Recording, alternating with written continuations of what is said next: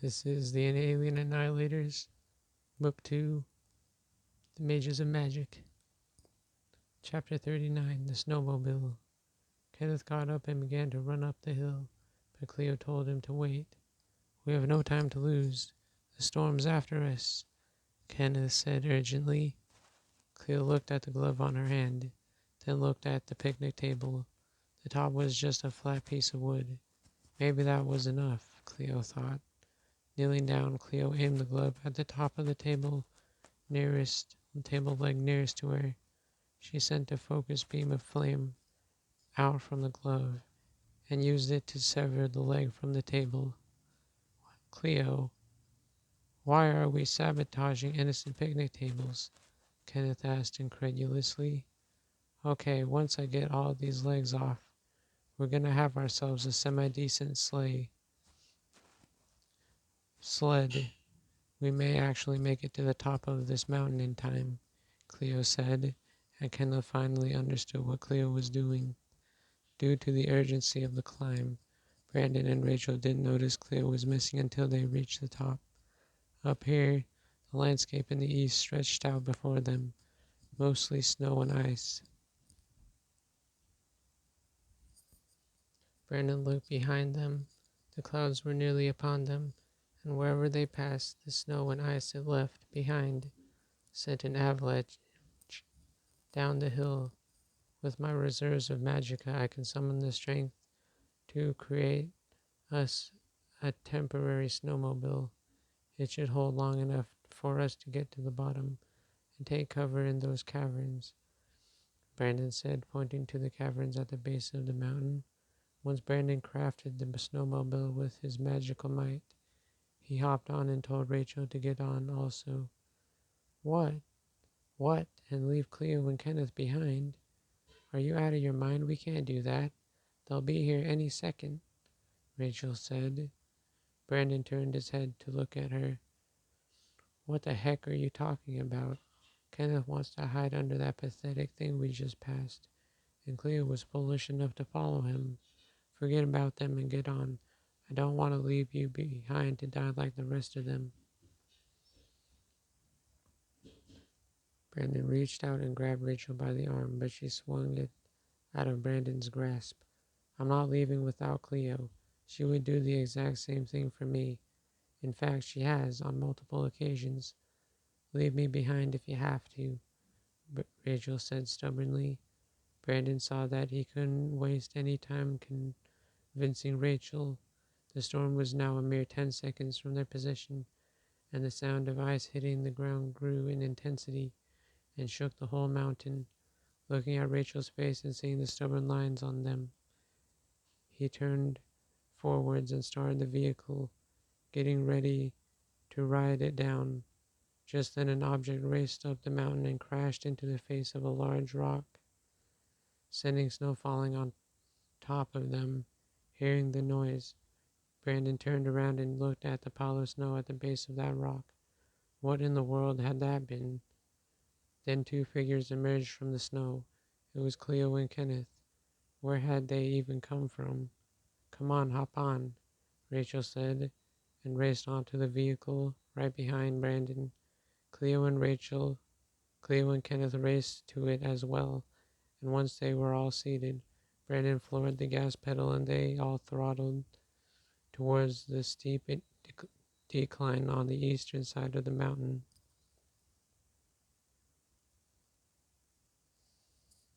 Chapter 37, Drifting Down the Icy Path.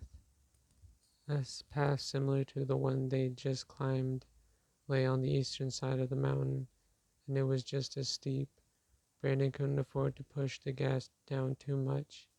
If they fell off the path and launched themselves to the side, they would fall off the vehicle and maybe even injure themselves. They couldn't risk it. The avalanche behind them would get them for sure if they veered off the path. After minutes of swerving the winding paths of the mountain, the path veered quite a ways to the right, then turned sharply to the left. Brandon could see a drop of a couple 100 meters at the point where the path veered to the left. Hold on tight, Brandon said, then spun the wheel to the right, making Rachel squeal. They were now speeding towards the cliff at the end of the path. Brandon then quickly spun the wheel to the left sharply, trying to account for the slide that the vehicle would perform against the ice before responding to the change in direction. Brandon soon realized they weren't going to make the turn. His speed was too fast, and the skis on the bottom of the vehicle only seemed to slow them down, rather than actually turn them in the right direction. They were only seconds away from falling down, and Rachel screamed in fright. Instinctively, Cleo stretched her magic glove in front of them and said, "Freeze." A bluish light shot out from the glove and created a path of ice in front of them leading downwards. Seeing the icy path Cleo had created, Brandon turned the wheel until the skis were facing forwards. A second later, they hit the ice and zoomed down it. The energy Cleo exerted from maintaining the ice path was already wearing her down. She thought she might black out if she kept it up any longer, but they were nearly on the ground. She could see caverns at the base of the mountain and knew it was their best hope of staying safe against the storm. They had to veer to the left a bit to make it to the caverns. It was risky, but if they didn't make this turn, they'd never make it into the caverns in time to take refuge against the blocks of ice raining from the sky in the west, coming at them fast. Cleo told Brandon she was gonna gradually make the ice turn to the left. Brandon agreed to make the turn, and they rode the path down until they were safely at the base of the cave. Brandon hit the brakes, and they all hopped off and ran into the crevice in the large rock.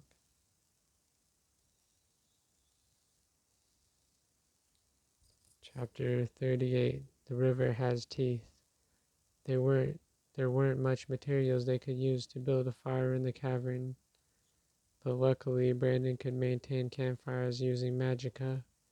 Cleo hadn't wanted him to waste his magical might on fire they didn't need, but since she was in the minority, the fire was made anyway.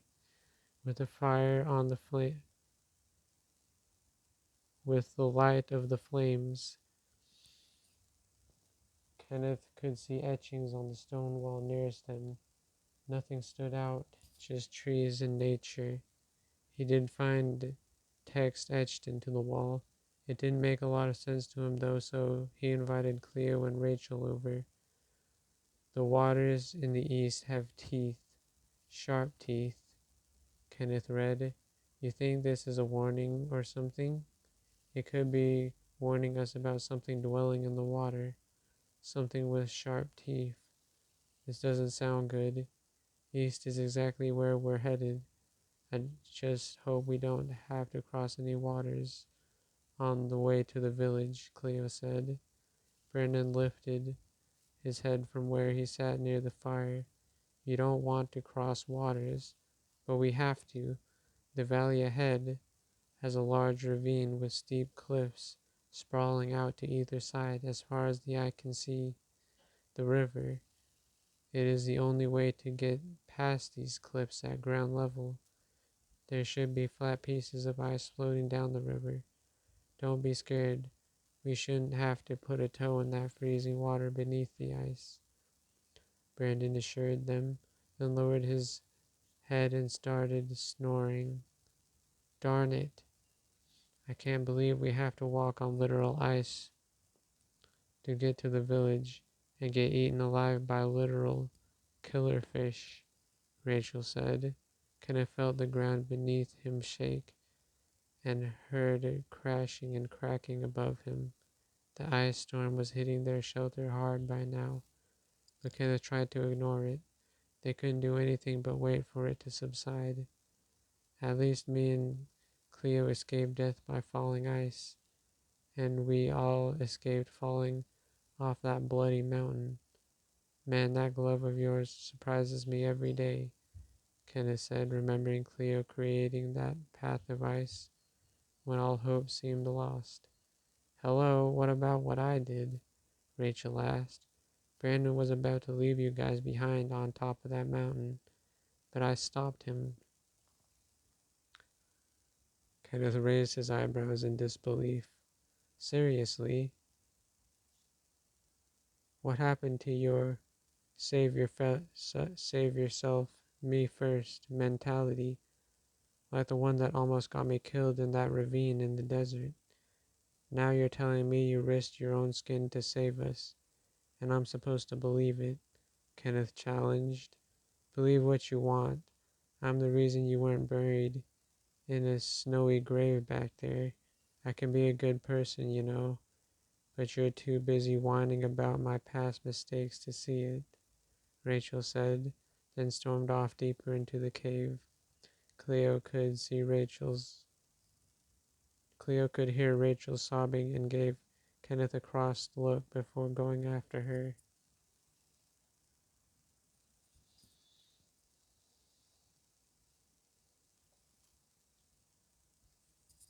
Chapter 39. The Storm Subsides. Cleo found Rachel a ways into the cavern. She'd slid into a crevice in the right wall, and so Cleo had followed her. Once Cleo got past the hole on the wall, she saw Rachel seated on a rock, face in her hands, and went to sit down next to her. I'm sorry that Kenneth doesn't believe you were looking after us up there. It's just those trust issues he's working on. But he's getting better. In the desert, he gave you some of his water because he believed he could trust you with it. He'll understand that you're changing. Just be patient, Cleo said to her, but Rachel just continued sobbing silently. Kenneth walked back to the campfire and took a seat next to Brandon. Man, can you believe Rachel? She's so desperate to make us forget about what she did to me back at the desert, Kenneth said. He told Brandon about how Rachel had claimed she'd made him wait for them on the top of that mountain while the storm raged towards them. But Rachel would never do that, right? This is the same snake that tore me away from safety for the sake of saving herself. Tell me what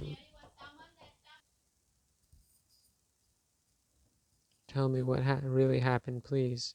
Did she demand you two take off and save yourselves? Leave me and Cleo behind? Kenneth demanded. Brandon itched the back of his neck nervously. The truth is, it was I who wanted to leave without you. I won't bother trying to justify this to you. But when Rachel refused to hop on the vehicle without the two of you, I thought she was a lunatic, and thought that you two had most likely fallen to that snowstorm. But you made it, and if not for Rachel's faith, we'd never have waited for you to show up, Brandon said. Kenneth's jaw dropped. Rachel had been telling the truth. He suddenly felt bad for assuming she wouldn't lift a finger for him. She'd actually saved his damn life. Oh man, Kenneth said miserably. I just got done telling her we'd never catch her risking her skin for us, when in actuality she'd done just that not an hour ago. What should I do? You should apologize for doubting her and using her past mistakes against her, Brandon recommended. When Kenneth scoffed, he continued, You don't have to forgive her for what happened in the desert. You don't even have to thank her for saving you today.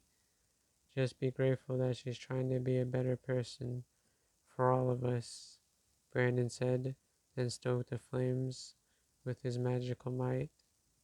Cleo and Rachel were still seated on the same rock. Rachel had been sobbing earlier, but they'd slowly subsided until she was silent. Come on, let's go back to the others. I think this storm will be over soon, Cleo said, and they both stood up and headed back. Chapter 40. Ice Hopping. By now the storm was long gone. Out to the southeast, meaning the pathway was mostly clear if they proceeded strictly to the east. So once Brandon had set out the fire. They left the cavern and set off together. Kenneth noticed that Rachel had mostly recovered from his snide remarks earlier. He was glad for it. He still wondered if he was ever going to acknowledge what she'd done for him and Cleo and thank her. Probably not, he thought, and just proceeded forwards in the snow.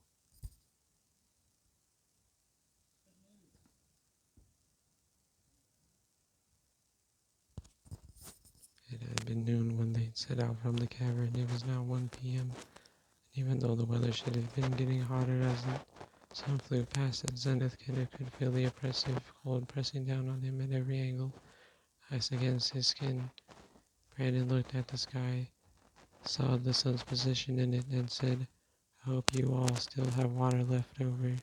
It's time for our second dosage of that hot stuff, my cold resistance elixir.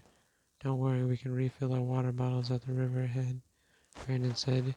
He grabbed out a canteen and said, "The stuff's in here, and remember not to take too much," he said, handing it to Rachel. "Brandon will never catch me drinking too much of that crap," Kenneth thought to himself. But it wasn't long until everyone had persevered through the heat of the substance. Now it was Kenneth's turn. Brandon held the canteen out to Kenneth and he sighed.